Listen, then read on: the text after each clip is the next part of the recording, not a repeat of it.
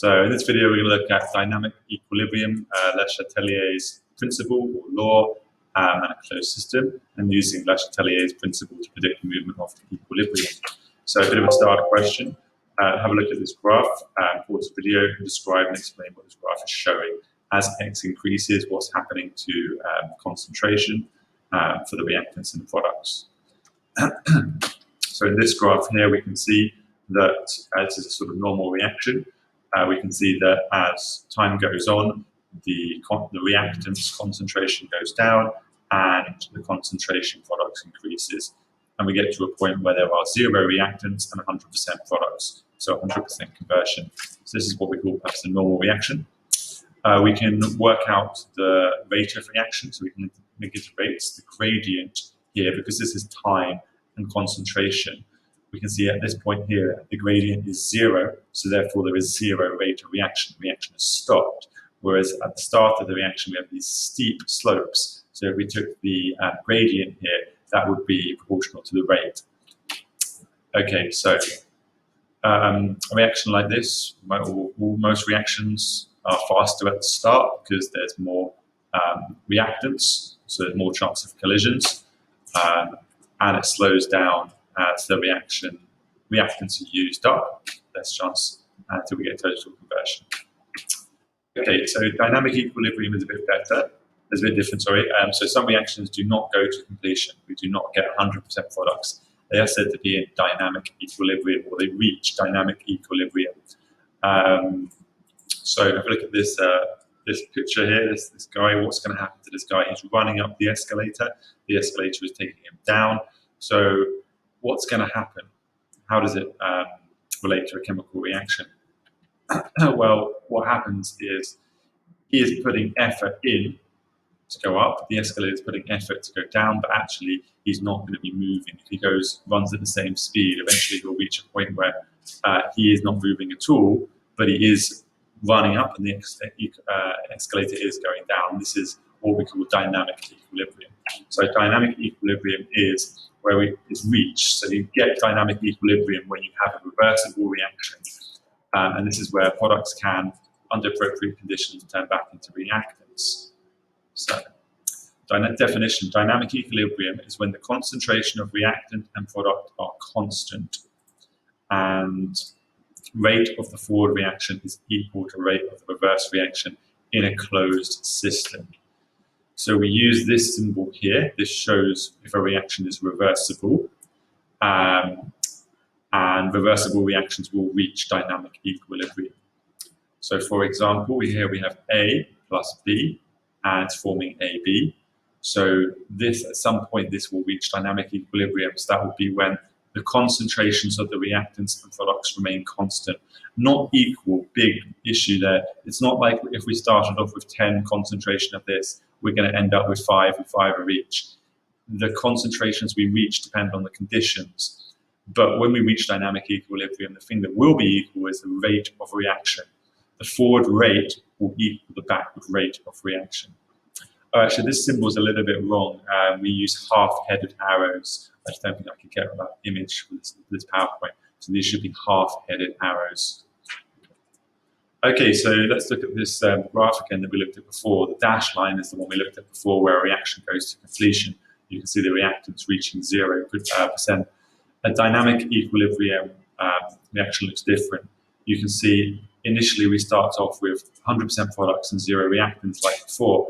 The rate is fast to begin with like before, but at some point we can see how, can you see how it's now horizontal, the products and reactants? So this means, this doesn't mean the reaction has stopped. It hasn't, it just means the rate of reaction, it means the concentrations are no longer changing. So at this point here, where it has reached horizontal, so about here and here, the reaction has reached what we call dynamic equilibrium. So the concentrations of reactants and products are no longer changing.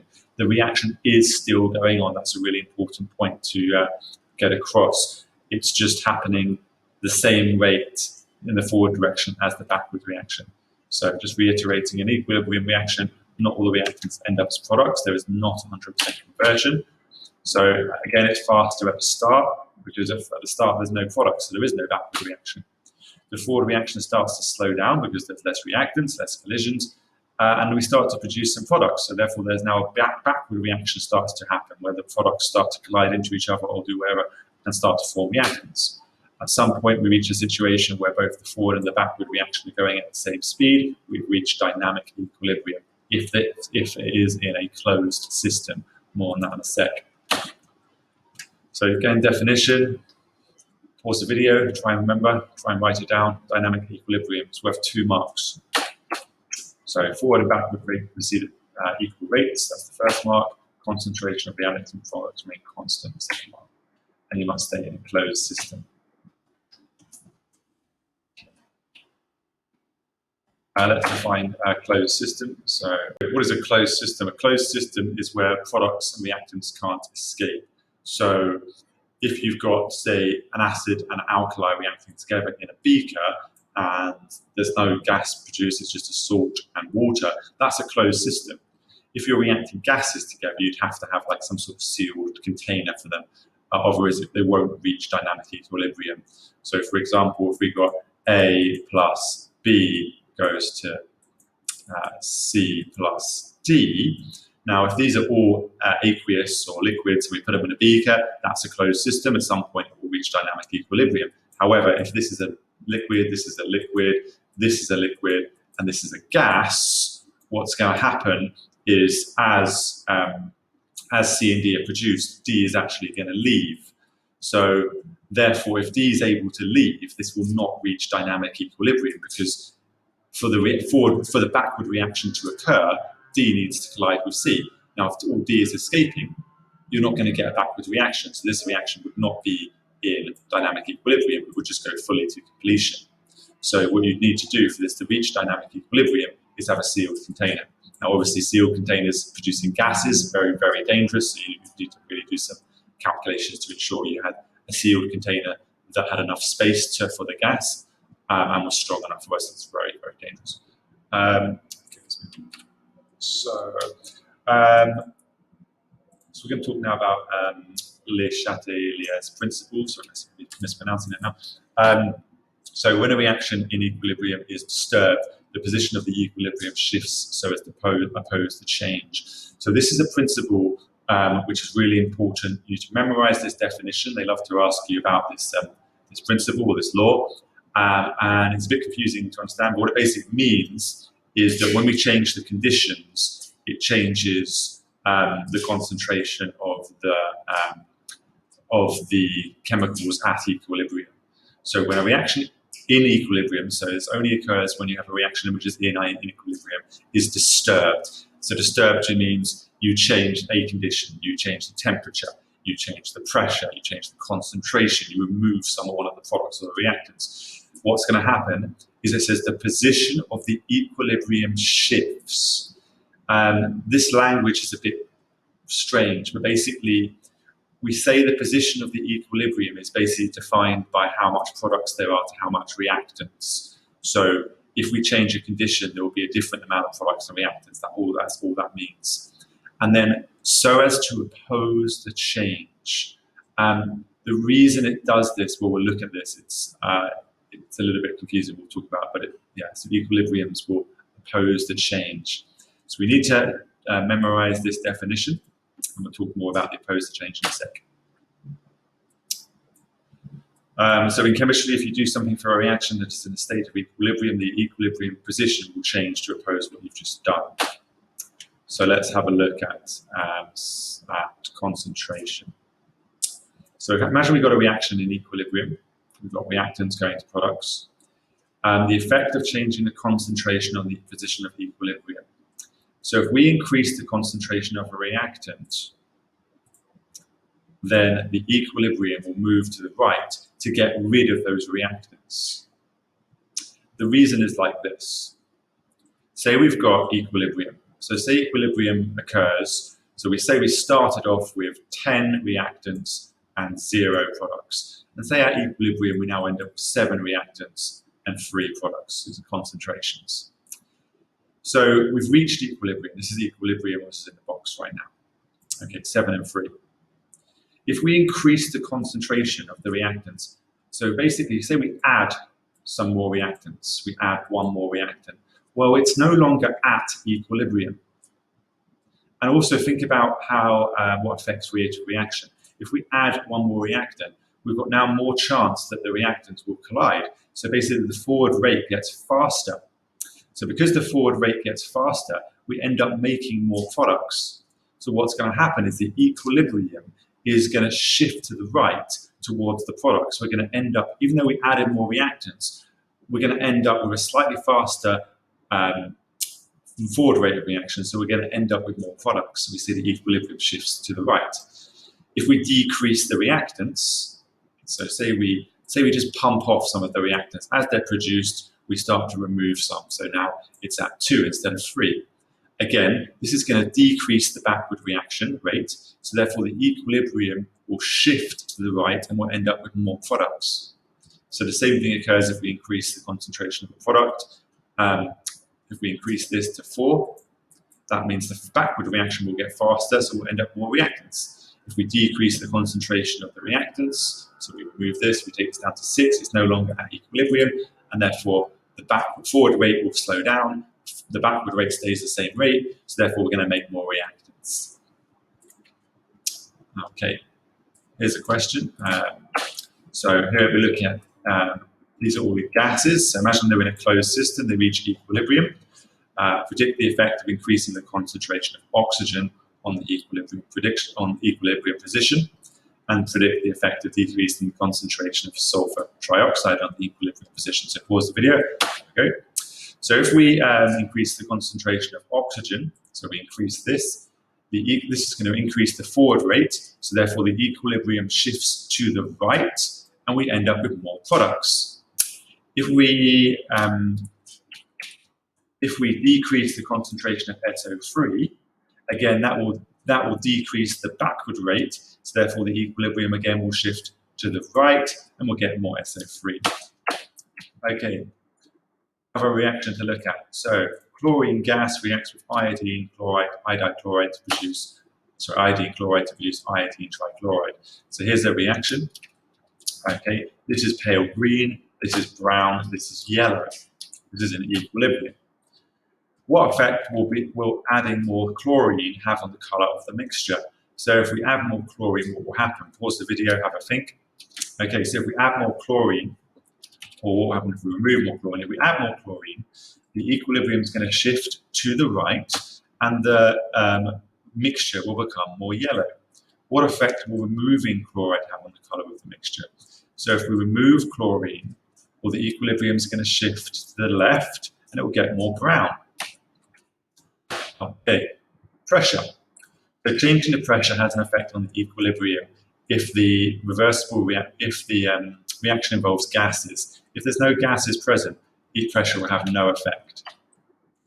So if the pressure is increased, the equilibrium shifts to decrease the pressure. If the pressure, the equilibrium will shift in the direction of the fewest gaseous moles. If the pressure is decreased, the equilibrium will shift to increase the pressure, and it will shift to the direction of the most gaseous moles. I should have included the word gaseous. That's really important. Okay, no change occurs when there's equal numbers of gaseous moles appear on both sides, or if there is no gaseous moles at all. If no gas is present, pressure has no effect. So have a look at this. We've got two reactions. What will happen if we increase the pressure? Pause the video, have a go. Okay, so if we increase the pressure on this one, it's going to move to the right. The reason is because there are fewer gaseous moles on the right-hand side. Okay, the reason for this is like this. Increasing the pressure means that essentially the concentrations have increased for both reactants and products. You're not increasing the pressure on one side of the reaction. Remember, this is all in a closed system. You've got a box which has reactants and products. If you increase the pressure, the concentration will increase for both the reactants and the products. However, there are more reactants here. There are 3 reactants. So therefore, increasing the pressure will have a greater effect on the reactants, increasing the forward reaction slightly more. Therefore, the equilibrium will shift to the right. What about this one down here? Well, down this one will have no effect because there are equal number of gaseous moles on each side. the forward and the backward reaction will both increase if you increase the pressure, but they will increase by the same rate. Therefore, the position of the equilibrium will remain the same. Okay, temperature. So altering the temperature affects the rate of both the forward and the backward reaction. So it affects both the forward and the backward reaction, but it affects them to different extents.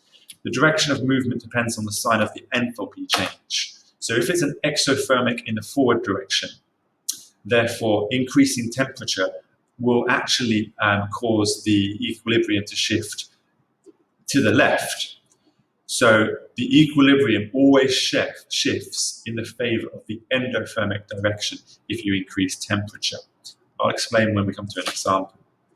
So if temperature is increased, the equilibrium shifts to decrease the temperature, so we'll shift in the endothermic direction. If the temperature is decreased, the equilibrium will shift to increase the temperature, hence in the exothermic direction.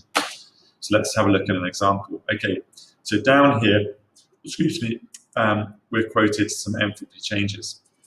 So this says plus 40. The enthalpy change quoted is always for the forward reaction. So therefore, the forward reaction is plus 40 kilojoules per mole. That means the backward reaction is minus 40 kilojoules per mole. Okay, so if we increase temperature, what's going to happen? Well, increasing temperature will increase the forward reaction rate, and it will increase the backward reaction rate. Remember, temperature increases rates just generally. However, it will increase the forward rate more because it's endothermic. The forward rate has a higher activation energy. Therefore, an increase in temperature will mean more particles have that activation energy. So therefore, the forward rate will be affected more. Therefore, the forward rate will increase. If the forward rate increases, the backward rate, remember, also increases, just not as much. So if the forward rate increases more, equilibrium will shift to the right, hence we'll get more products. Okay, this one here, this just says that it says delta H equals negative. So that means the forward rate is negative, so the backward rate is positive. Therefore, if we increase temperature, equilibrium will shift in the positive endothermic direction. We'll end up with more reactants. Okay, so little mini plenary, just try and remember, can you remember the CHATELIER'S principle? If you can, write it down. And if temperatures increase, what will happen to an equilibrium and why? Which way will it go? What would happen if the equilibrium had an enthalpy change of 0? That can happen. So here's the answer.